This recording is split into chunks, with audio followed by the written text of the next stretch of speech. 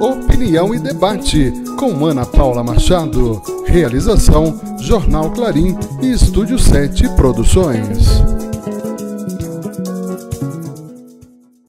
No Opinião e Debate, nós vamos receber a promotora de justiça, doutora Mara Lúcia Silva Dourado, curadora da infância e da juventude, para conversarmos sobre a situação do menor em Araxá, especialmente do menor infrator e do menor em situação de risco. É um prazer recebê-la aqui, doutora Mara. Obrigada, Ana Paula, o prazer é meu. Doutora, primeiro eu gostaria de falar sobre essa situação da criança e do adolescente em Araxá. Qual avaliação que a senhora faz da assistência que a sociedade em geral, o município, presta à criança e à juventude? Olha, Ana Paula, eu costumo dizer que Araxá é uma cidade privilegiada no que tange ao atendimento à infância e juventude, porque é uma cidade que tem recursos para investimento nessa área, é uma cidade que detém todos os equipamentos necessários ao trabalho com crianças e adolescentes. Porém, a grande deficiência do município é que ele não consegue trabalhar em rede.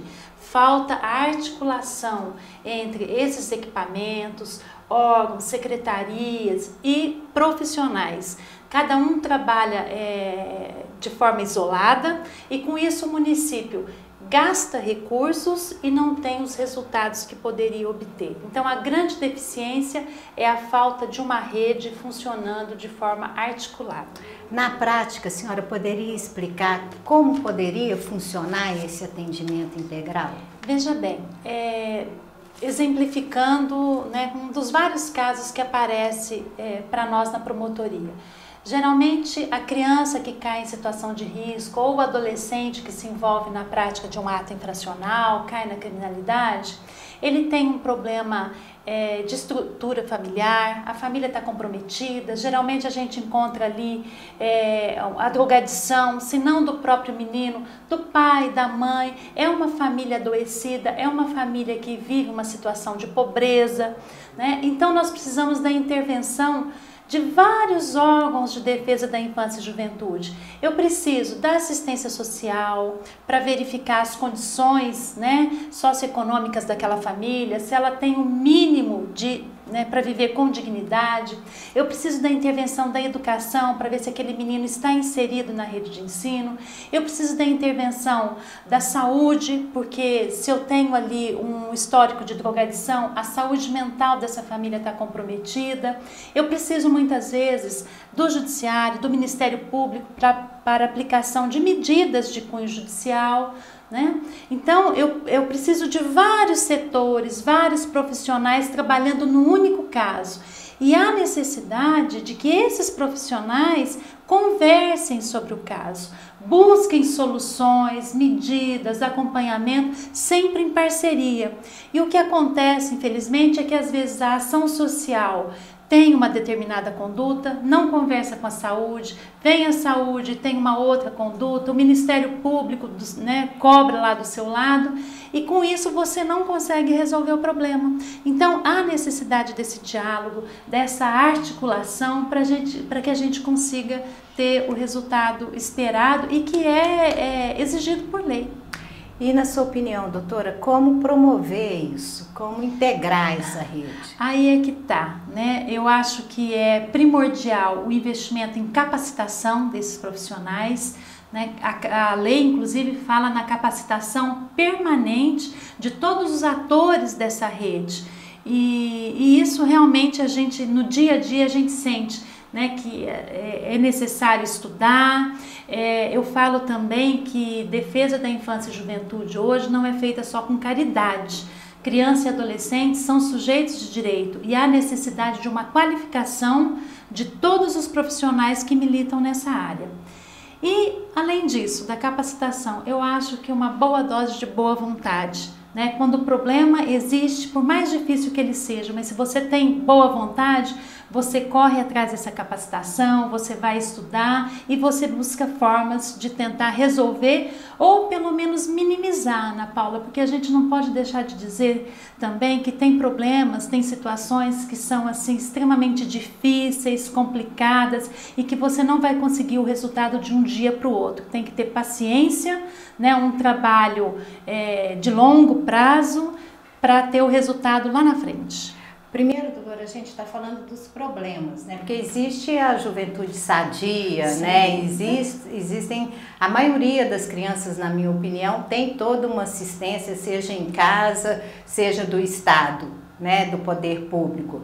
Mas aqui a gente está tratando principalmente daquelas que necessitam, né, de um trabalho mais efetivo, como a gente fala, de proteção mesmo dos seus direitos, né, de mais oportunidade de ter uma vida digna. Sem dúvida. Nesse sentido, eu gostaria de abordar também um pouquinho a questão do menor infrator, né? A gente que acompanha as ocorrências policiais diariamente, eu sempre percebo as mesmas iniciais. Às vezes um menor que começou na delinquência com 12, 13, 14 anos e está lá, né, menor apreendido hoje com 17, cometendo os mesmos delitos, com várias passagens pelo CERAD, que é o Centro de Reeducação.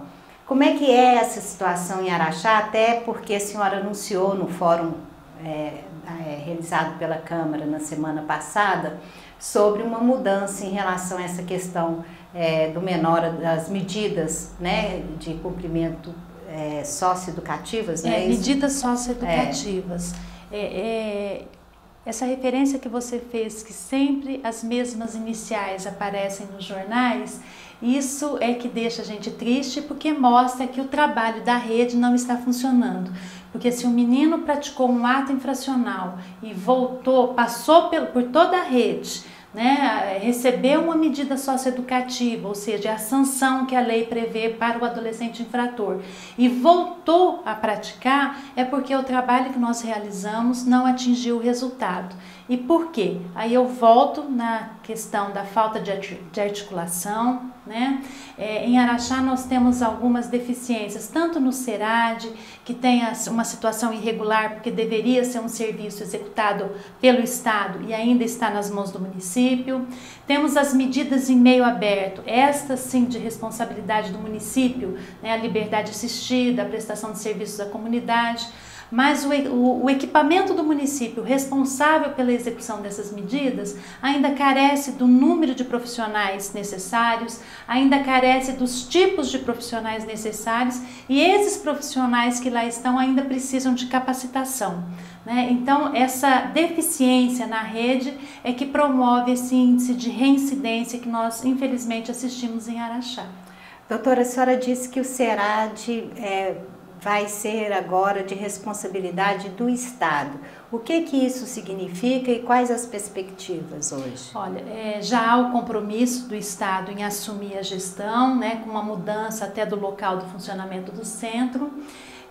O que Araxá vai ganhar com isso? Primeiro, diminui, né, sai da responsabilidade do município um serviço que é de difícil execução. Espera-se que com essa transferência para o Estado invista em melhorias não só no espaço físico, como até na equipe de profissionais que vai trabalhar com esses meninos. Portanto, a gente espera que haja uma qualidade no serviço e uma diminuição desse índice de reincidência. Além disso, há um compromisso do Estado em investir em Araxá nas medidas em meio aberto. Então o Estado já fez o compromisso de investir na capacitação, né? Tem até repasse de recursos, a previsão para isso, e então será um ganho para o município nesse aspecto, porque na medida em que a gente verificar a correta execução dessas medidas aplicadas aos adolescentes infratores, a gente espera que eles não retornem à delinquência. E falando nessa questão ainda dessas medidas, houve uma polêmica, existe uma polêmica, inclusive levantada na reunião ordinária da Câmara esta semana, em relação à mudança do CERAD, do bairro Santa Terezinha para as instalações da antiga Escola Luísa de Oliveira Faria, no bairro Santa Rita.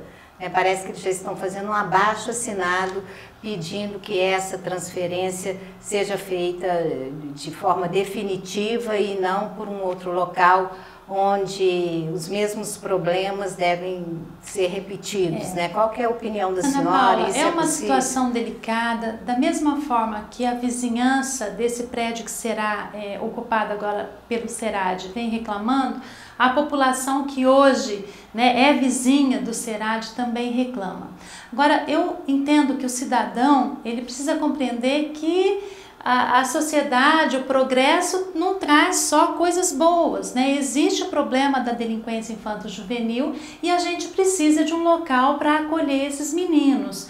E a lei, ela não permite que esses centros sejam em meio de mato, floresta, afastado do perímetro urbano, porque isso iria contra a filosofia do trabalho, que é a tentativa de reeducar esses meninos e reinseri-los em sociedade. Agora, na verdade, não é uma prisão. Não é uma prisão. Mas é um a sociedade centro... trata como se fosse. Exatamente, né? E até com um olhar preconceituoso de que eles não têm recuperação. E a lei fala que é dever da sociedade trabalhar também, né, pela criança e pelo adolescente. Agora, especificamente, nessa situação de transferência do SERAD para o prédio onde hoje funciona a Secretaria de Desenvolvimento Humano, é bom a gente deixar claro que aquele prédio já pertence ao Estado. Então, o município está devolvendo esse prédio para o Estado. Foi uma decisão do Estado colocar o SERAD, o serviço, para funcionar ali de forma provisória, porque já há também um compromisso de, no prazo de 2 anos, a construção de uma unidade, né, aí sim com sede definitiva. Isso aí num local a ser definido ainda, escolhido pelo Estado. Há algum prazo para que essa mudança efetivamente ocorra? Olha, na reunião que foi realizada em Belo Horizonte, foi aventado o prazo de 6 meses, mas isso ainda depende da gente sentar e colocar no papel, firmando um acordo. Mas, a princípio, em torno de 6 meses.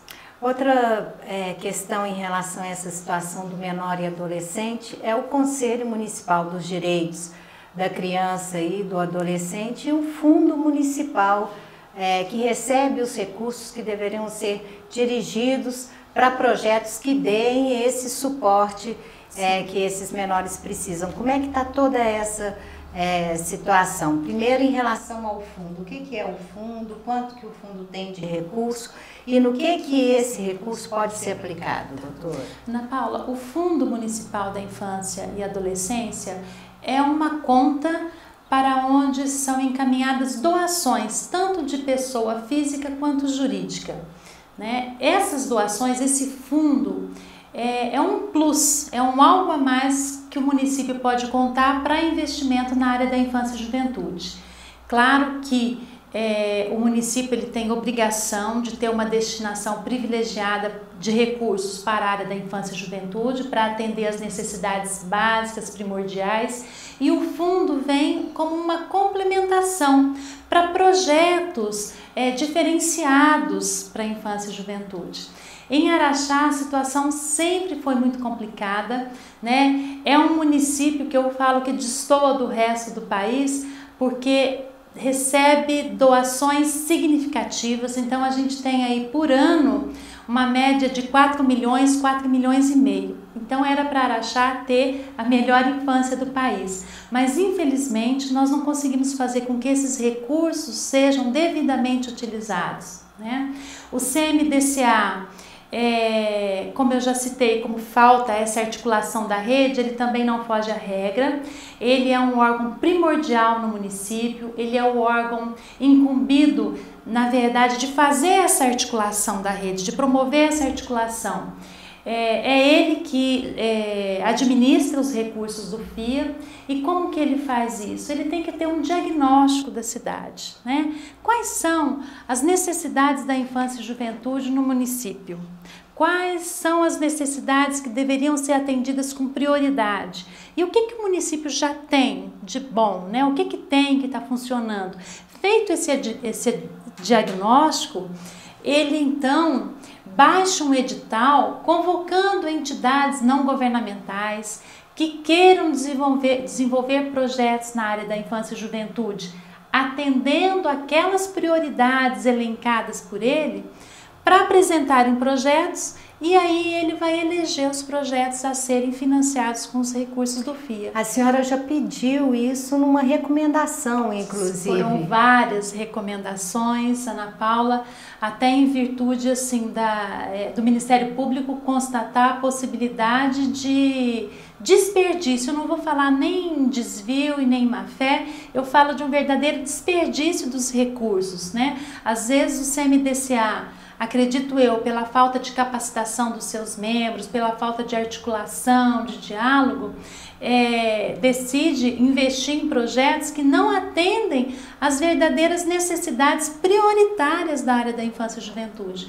Então, essa situação já levou o Ministério Público não só a expedir recomendações, como já houve necessidade até de ação judicial bloqueando a conta para evitar que recursos fossem utilizados indevidamente. Exemplifica para a gente, doutora, no que pode e no que não pode ser aplicado esse recurso que deveria ser complementar. O recurso ele não pode ser utilizado, por exemplo, para construção de unidades para acolher criança, ele não pode ser utilizado para serviços e programas que são de responsabilidade do município, são obrigação do município. Ele vai poder ser utilizado, por exemplo, educação, saúde, assistência social. Ele vai ser utilizado em projetos diferenciados. Então, assim, o Conselho, fazendo o diagnóstico do município, constata que a drogadição é um grande problema no município, da infância e juventude. E aí vem uma entidade e apresenta um projeto de conscientização, de prevenção ao uso de drogas. Esse é um exemplo em que poderia ser utilizado, né, recursos do FIA. Agora, o que é importante é o CMDCA ter o retrato da infância e juventude e investir esse dinheiro nas necessidades prioritárias de criança e adolescente. Com a realização desse fórum pela Câmara, a senhora acha isso possível? Eu acho que o recado foi dado, né, Ana Paula? Eu falo sempre para os vereadores que eu acho esse espaço, fórum comunitário, de extrema importância, porque é uma oportunidade não só de profissionais que militam na área, mas da comunidade saber o que está acontecendo. Então é sempre fantástico, eu acho que só o debate já é louvável. O que a gente espera é que os vereadores, né, conhecendo mais então a realidade da infância e juventude, consigam se articular, dialogar com o executivo, né, exigindo que a legislação seja cumprida e que criança e adolescente sejam tratados com prioridade absoluta, tal como a lei exige. Nós conversamos com a promotora Mara Lúcia Silva Dourado e você pode interagir com a gente pelo Facebook, pelo clarim.net.br. Até o próximo programa. Opinião e debate com Ana Paula Machado. Realização Jornal Clarim e Estúdio 7 Produções.